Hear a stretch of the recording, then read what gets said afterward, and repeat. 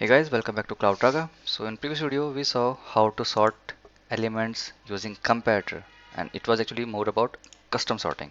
So we did that by using comparator interface, and we have used lambda expression. But again, this can be written in more easy way. I won't say easy way, but you can say concise way. So instead of writing this like 5-6 lines over there, we can do this in one line by using ternary operators, right? So let me do one thing, copy this, comment this out. We are just kind of uh, refactoring the previous code in the same example, and after this you don't need to give this much code. We have a ternary operators, so it goes like you have two arguments, then your arrow button, and then start comparing. If I1 greater than I2, okay, so returns 1. Else if I1 less than I2, um what do you call that, sorry, I've missed that, question mark returns -1, or else 0, right, and semicolon. That's how we write ternary operator. So whatever we just did here, I greater than -1, okay, just need to change it because we want in reverse order. So if it is greater than, return negative; if it is less than, return positive, and then 0. So this will give me the same implementation like we have here. This was just refactored in one line.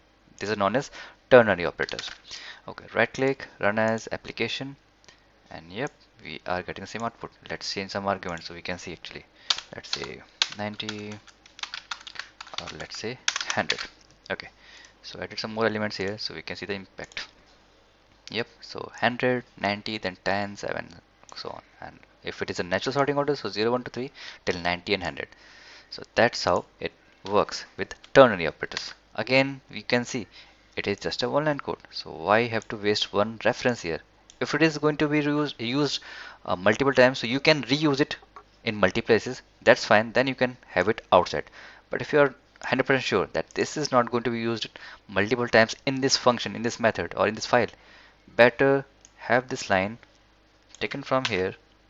I'm just commenting out and put this right here, and yep, one line is enough. Remove the reference and give the implementation right away, and make sure you have this everything from your right side of your equal sign.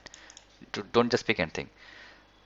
Just pick everything from your right side and paste and remove your reference, and it's done. Now right click, run as application, getting the same output.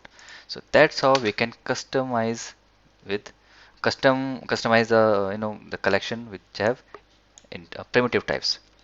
What if we have uh, you know custom objects? How to deal with that? So we will see as well, but before that we have to cover up some more methods and some more way of doing the same operations again and again. So stay tuned guys, we will see in the next video.